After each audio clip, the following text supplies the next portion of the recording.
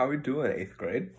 Brand new week this week. We are on week 6 of our Google Classroom online experience, and we're actually in the month of May, the final month of school. Can you believe it? You're almost done with your eighth grade school year, about to move on to high school. It's going to be a great transitional period for you, okay?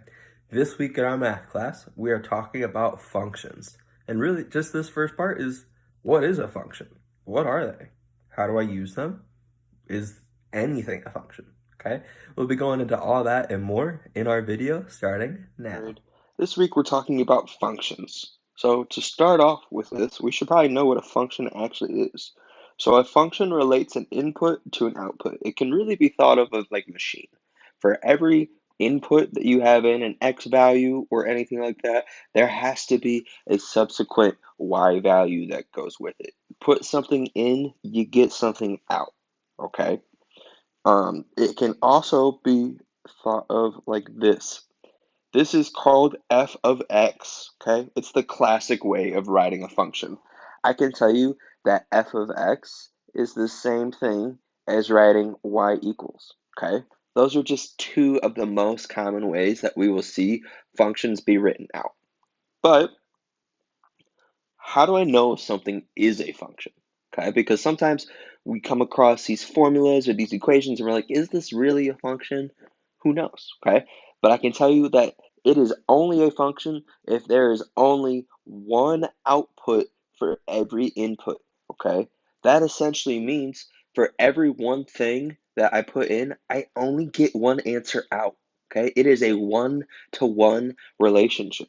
So if I were to look, let's say, over here at this diagram, this is a function mapping situation. That's what this is called, okay?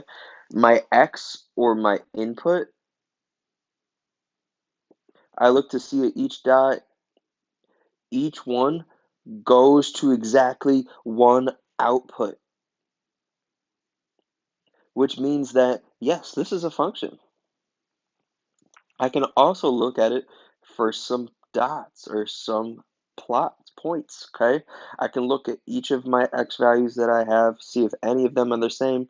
All of them are different, and that totally means that, yes, this is also a function, okay? So only one output for every input, one to one. Put one in, get only one out. So let's try to determine whether or not we have some functions. Example number one, domain and range is just another fancy way to say X and Y, or input and output. So let me just put that here. And your X is always going to be on the left. Okay, so I look at all of my X values, I look at my domain, I see that I don't have any X values that are repeating, and they all go to exactly one output or one point in the range. So is this a function? Yes, this is a function. Example number two, I look at each of my domains or each of my X's and Y values.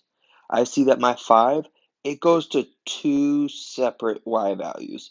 So whenever I plug in a 5, I get a 2 and a 4. Now, that doesn't follow the only one output for every input. In this case, I put a 5 in and I get two things out, which means that this is not a function. So no, this is not a function. Let's try it when it's not a function mapping. So we have a table of x and y values. These are basically the same thing as points, okay? A table is the same thing as points. So like right here, this is the same thing as the 0.50.